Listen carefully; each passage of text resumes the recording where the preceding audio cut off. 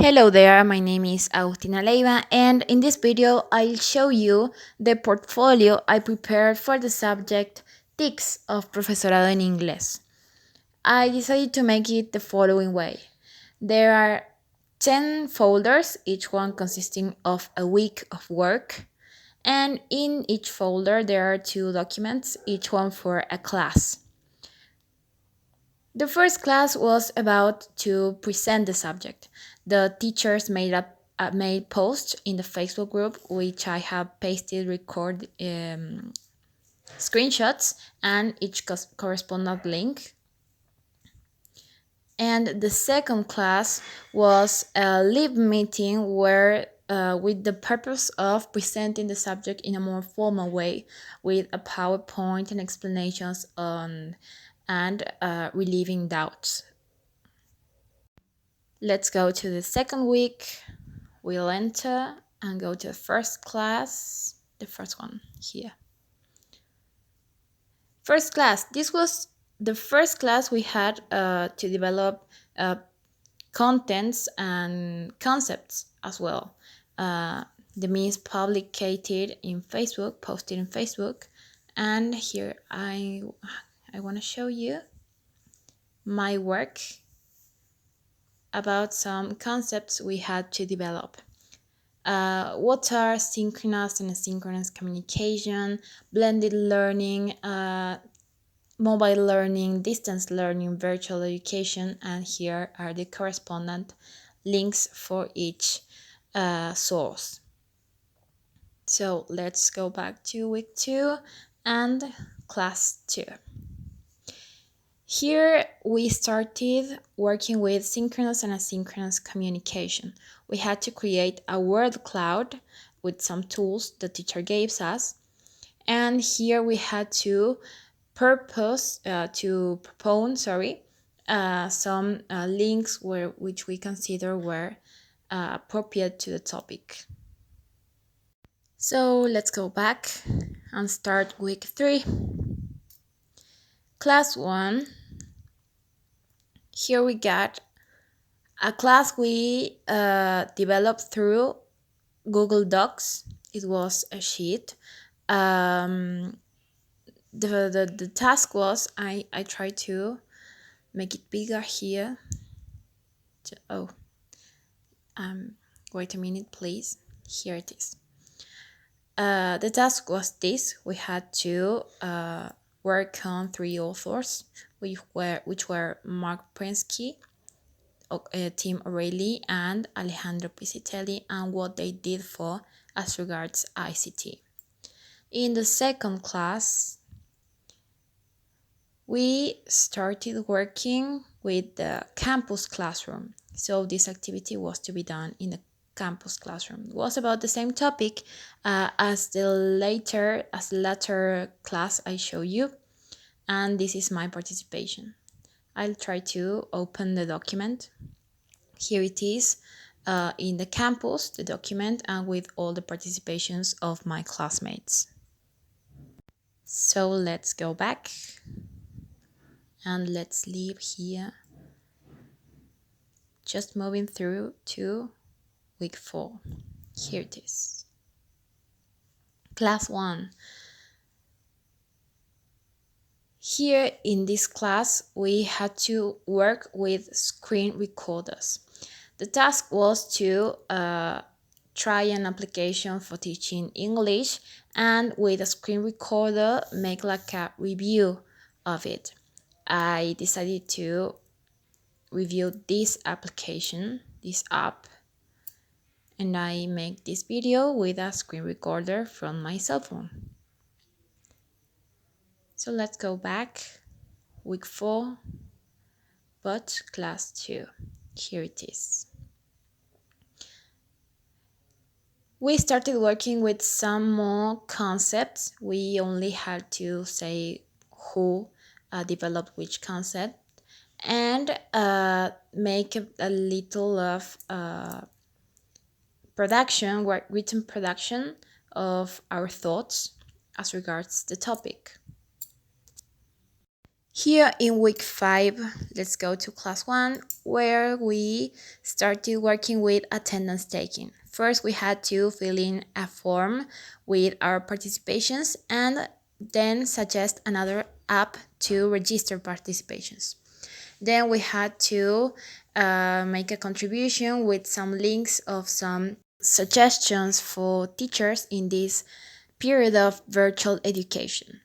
Moving to class 2, here we had to work with a classmate suggestion and make a kind of guide in English and in Spanish for its usage. Okay, let's move to week 6, and in there we have an announcement. This was an announcement of teachers saying that we were not having classes that day because of some special dates of the university. The next class, we worked with infographics, with the concept. We proposed some infographics, and then we had to make an infographic on a latter topic of a suggestion of a classmate about attendance taking. I chose this app and create this infographic with the app Canva. So moving back, let's go back and open week 7. Here it is. In the first class, we started working with tools and resources through a video Miss Edith prepared for us.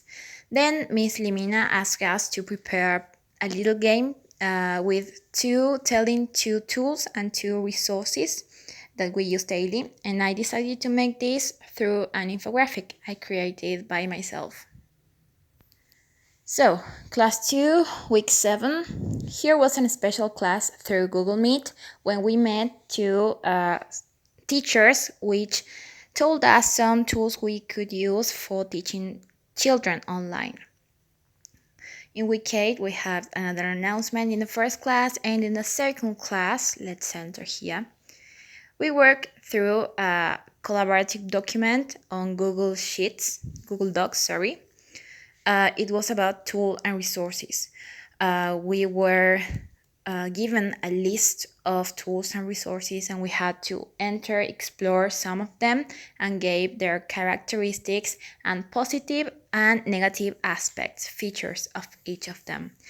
I particularly consider this as extremely useful because it is not only for the subject, but it can help you in all the aspects of our academic life through digital resources.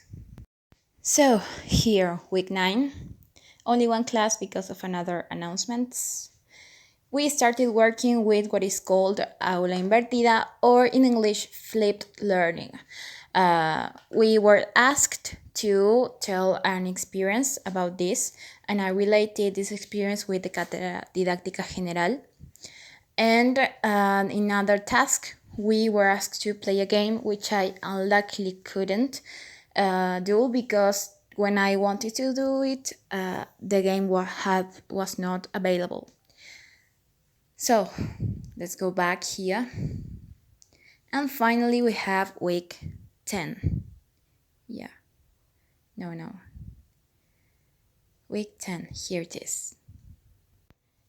And here in class 1, that center, we started working with modalidades de la educación. It was a video made by Mrs. Edith.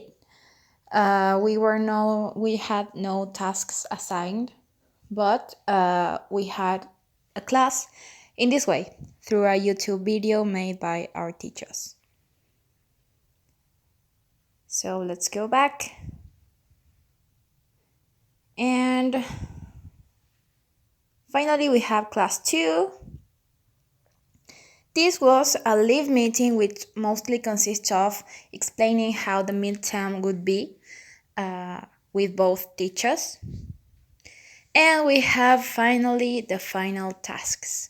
These tasks are to be published soon in the campus. The first one is a YouTube task, which consists of telling our experience during this year with the use of ICT tools and resources. And the other is exactly this task of a self-assessment when we have to show our learning process during this year. Well, now I'm going to answer the questions given in the self-assessment task. I consider that despite going against all odds this year with the virtuality, I have learned a lot about tools and resources and concepts that have been useful for me this year of virtual education and will also be useful for me in the future as an English teacher specifically. And as for my personal learning process, I must recognize that even though I couldn't complete some activities in the time they were due to, I put all my effort in the tasks given in this subject because I noticed that the teachers gave all they had in order to make us learn, and these things are extremely useful not only for academic purposes but for all aspects of our life. So I consider I deserve a pass grade.